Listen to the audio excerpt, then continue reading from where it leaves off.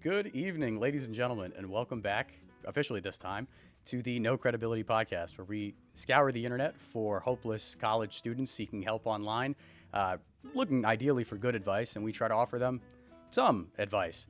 Today we're going to be talking about dorming, roommates, and the like, living situations that come across as you're in college. And with me today is hopefully my retirement home roommate.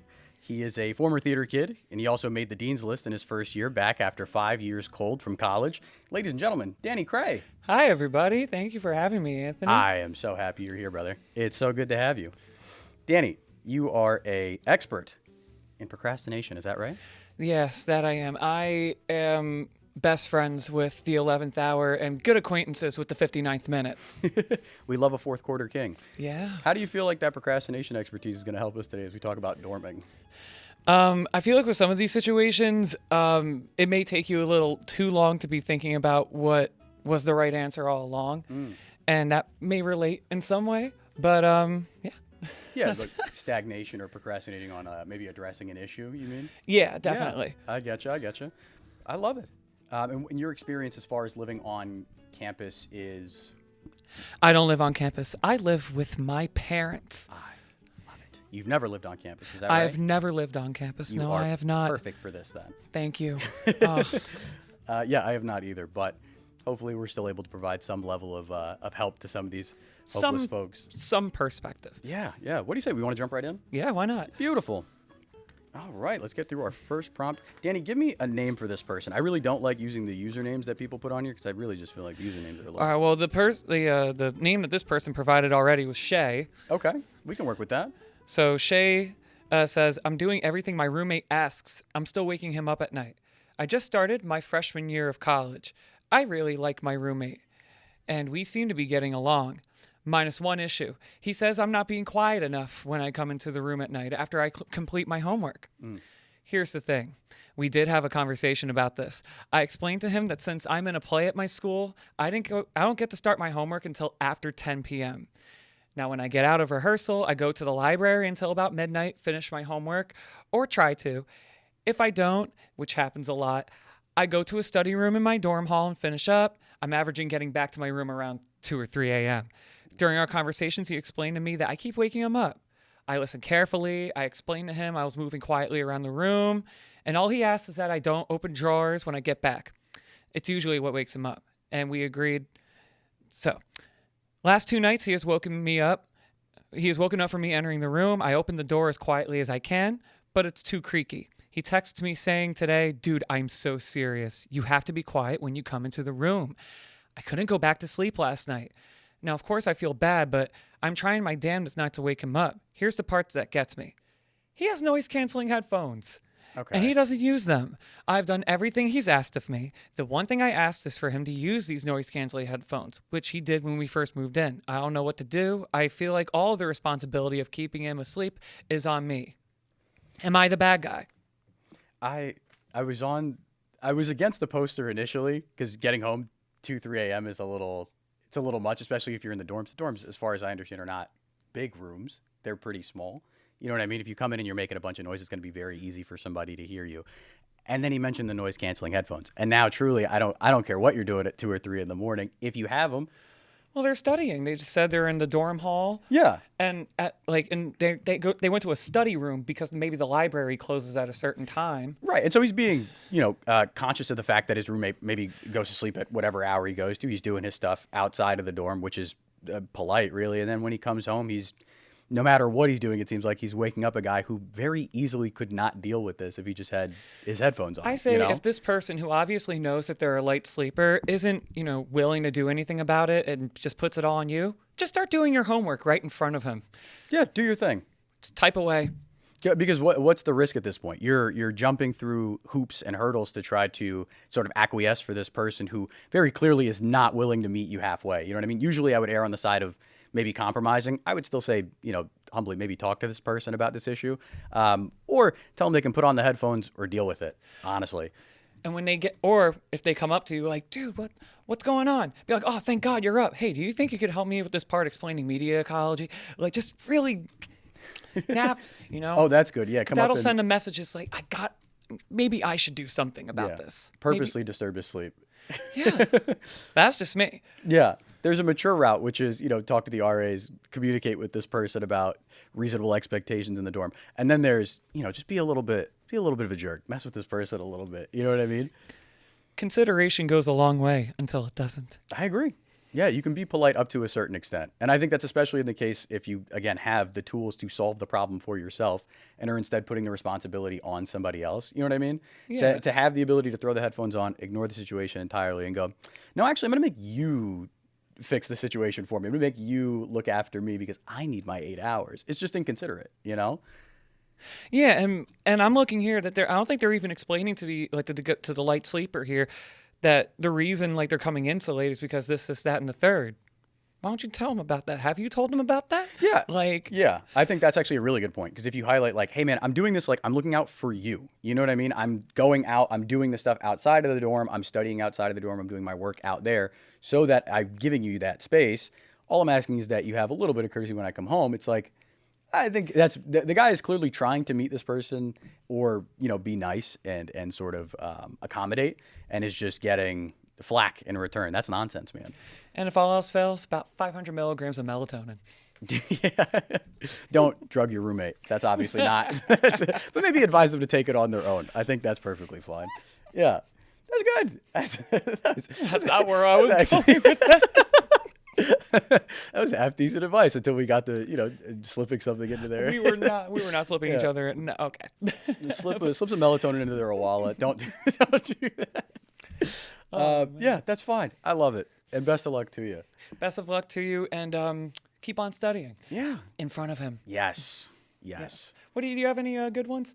Oh yeah, I think I've got a pretty good one. I actually like this one. It's age specific to us. We'll be able to relate to this one maybe a little bit. All right. Title is going back to college at 26 and I want to live in a dorm. Oh yes. This person writes, give me a random name. Billy. All right, Billy Bob Thornton writes, hey guys, I'm currently going through the motions of getting my associate's degree to be able to transfer to a university. Go you. That's awesome, by the way. That's the same way that I'm currently going through things. So listen, I'm here with you. My current boyfriend and I are in it for the long run, and he has an incredible job located in the middle of 0 universities.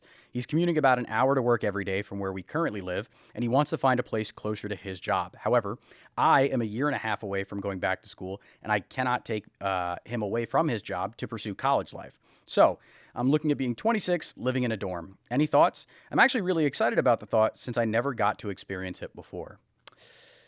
Ooh, I have a few thoughts on this. What are your Well, I say again, as somebody who never got to live in a dorm and has only lived with their parents, take that opportunity. Yeah. Please get that experience as early as you can while it's not as expensive. Because hey, think about it, you're not exactly feeling the cost. That's true. Are you? And truly, I don't know what the rate is for dorming on campus, but I can't imagine that if it's not at least on par with what the current rents are in the real world. You know what I mean? Apartments are not cheap. If you're looking at either living off campus or dorming, and you're concerned with it because of some kind of age limitation there, I would forego that entirely. My questions are really: is this university on the other side of or is it an hour away? Is that what they said? Yeah, it sounds like it's an hour away from their significant other. So she'd be commuting about an hour to the campus every day if she wasn't going to be dorming there, which honestly isn't that bad. I mean, I don't know this person's schedule, assuming that they're going 5 days a week. That is a lot. You know what I mean? You're commuting up to 10 hours in a given week to go to campus. That does suck. And it does add up after a while with the gas and everything else. 100%. Which, can't have that right now. Not in the current state of things. Not right now. Gas is almost hitting $4. Goodness gracious. Walk if you could. Could be $5. Yeah.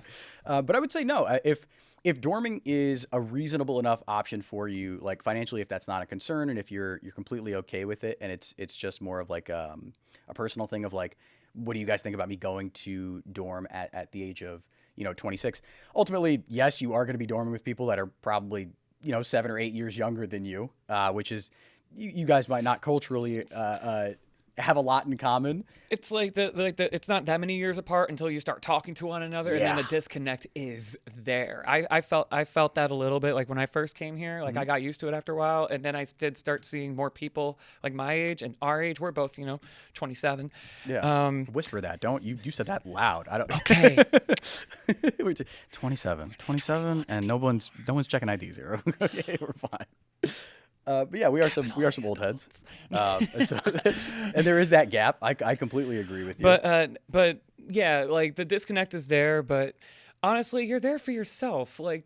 Yes. Like don't worry too much about that. And if you're that worried about hearing from your boyfriend, call him. Don't stop calling him. And if he, the more times he doesn't answer, the more that could tell you something. I don't know. That's quality. Live on campus, harass your boyfriend is the overall advice. But I think ultimately, even if worst case scenario you're dorming and everyone around you calls you like, I don't know, the dorm grandma or whatever it is, or grandpa, sorry, Billy Bob. I think ultimately that's something that you can completely avoid, because at the end of the day, you're there for school. You know what I mean? You're there for the academics. I don't necessarily think that the dorm life has to be that, big of a deal for you if it doesn't pan out. But I think it's perfectly okay to be, excited about it, especially if you didn't get to experience it the first time around. My only, I guess, reservation to that is that experience is not going to be the same. You know what I mean? If you're excited about getting to experience dorms again or for the first time, you have to keep in mind that you're not, 18, and there is that gap between you and the other folks that you're living with. It is going to be a little bit of a cultural difference than maybe it would have been if you had just gone the first time around. But does that mean you can't do it? No. But that's good. Yeah, I like it. All right. Best of luck to you. Best of luck to you. I got one about cinnamon in a college dorm. Okay. I live in a dorm with what do you want to give this person? What name do you want to give this person? Beyonce. All right. Mrs. Carter writes, I live in a dorm with a communal bathroom at a public university, for reference. Recently, it smells like warm cinnamon all the time on the level of the building I live on. Like, it legit smells like that one aisle of Walmart during Christmas time with all the pine cones in it, turned into a candle. It's been giving me migraines since it started. I sent a text into our floor's group chat asking not to spray anything in the hallway, which I don't think they are, as I think it's a candle, but I can still smell it anyway. Excuse me. I'm worried if I talk to my RA, they'll say because it's someone's room. They can't do anything about it. I wondered if I could pull an ADA card, but I've never been treated for migraines before by a doctor's office. I just tend to avoid places with strong smells, like Bath & Body Works, for example, as they aren't chronic. Just more of a strong smells thing. I guess what I'm trying to say is I don't have some official chronic migraine diagnosis, and to be honest, if I did, it wouldn't feel accurate. So what are my options? Well, you don't have a proper diagnosis. Just wants the smell to stop. Yeah, I don't necessarily think you need to go see a doctor just to be able to pursue this issue. I feel like this is something you can definitely talk to an RA about. If it has to go, above or beyond that, like, so be it. But I don't think you necessarily need to come back with a doctor's note that says the cinnamon makes me feel bad and we need to do something about this immediately. That feels above and beyond where the situation is currently. It's a candle. You know what I mean? Yeah, like before you go to the RA, knock on every door. Yeah. And you need to find the source. Yes. Recommend a better scent. And if they don't take that note, then rat. Then you rat. Yes. Snitching is a last option. We have some petty things we can do beforehand. You weren't listening to me when I said fresh linen. Yes. You weren't listening to me when I said lavender. Yes. You weren't listening when I said fresh peonies. That's right. I ask you for now I'm telling lilac and clean laundry, and you give me cinnamon sticks and whatever that and pain. Weird wreath thing is that they put around the fall. I hate you, and that's fair. You're entitled balsam? to not like smells.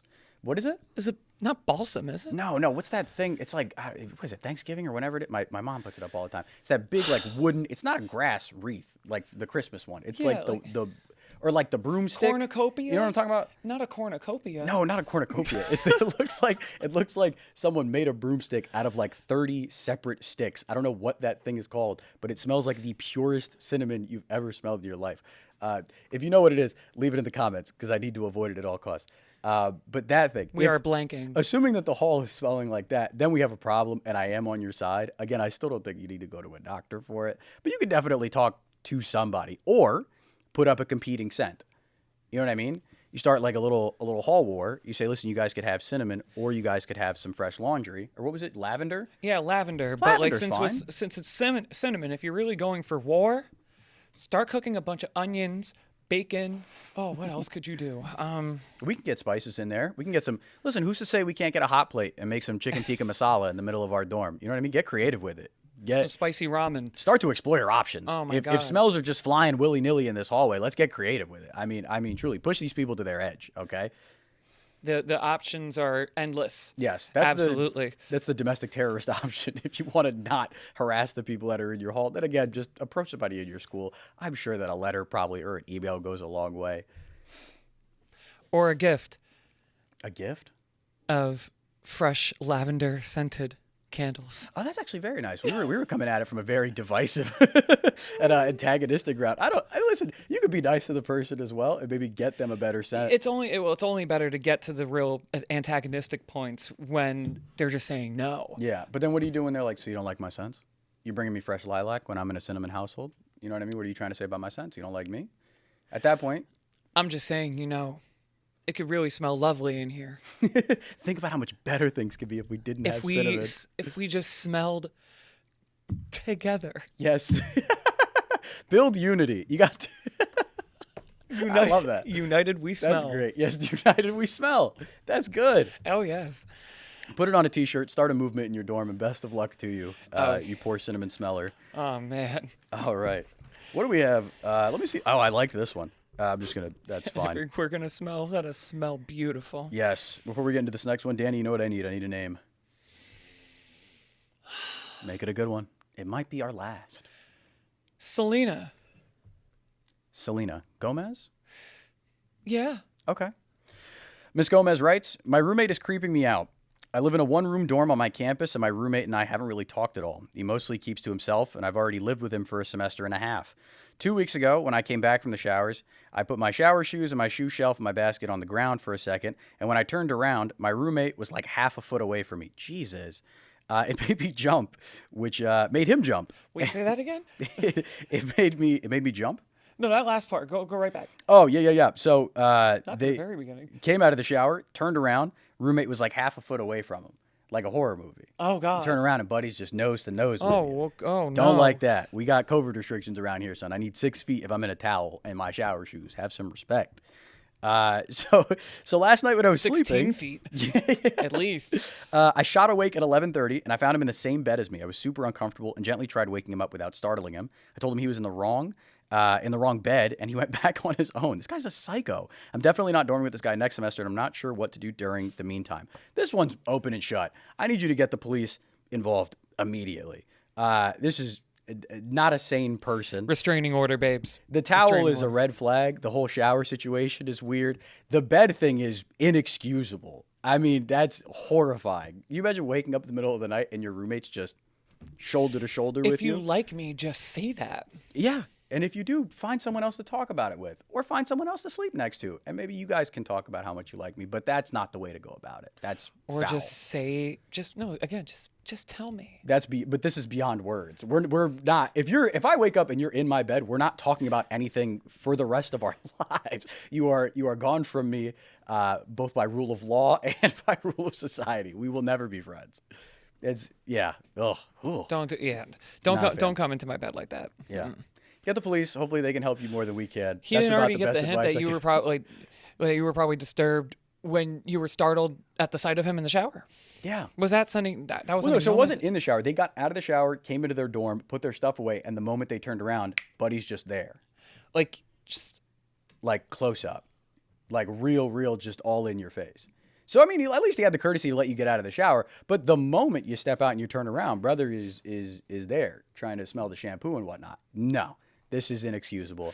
like, what brand is that? Yes, there is no room for smelling together. We're not doing unity. I think this guy's got to go. I smell Head and Shoulders. I pray the mic didn't pick that up. That's horrible. I'll bet you it did. Oh my goodness. Listen. I was told to get close. Yeah. I'm only gonna get closer. Eat the mic. Oh man. Yeah, and file a police report, leave this person behind, immediately get another roommate, and make sure you let your other roommate know that we do not sleep in similar beds. We have 2 separate beds for a reason. Or if you got it like that, get a solo room Yes, a solo so dorm. that you absolutely never have this problem unless you ask for it. Agreed. 100% agree. Get yourself a single dorm, maybe a therapist too, to talk yourself through what you've experienced with this other roommate. I would definitely need a therapist after that. And more power to you.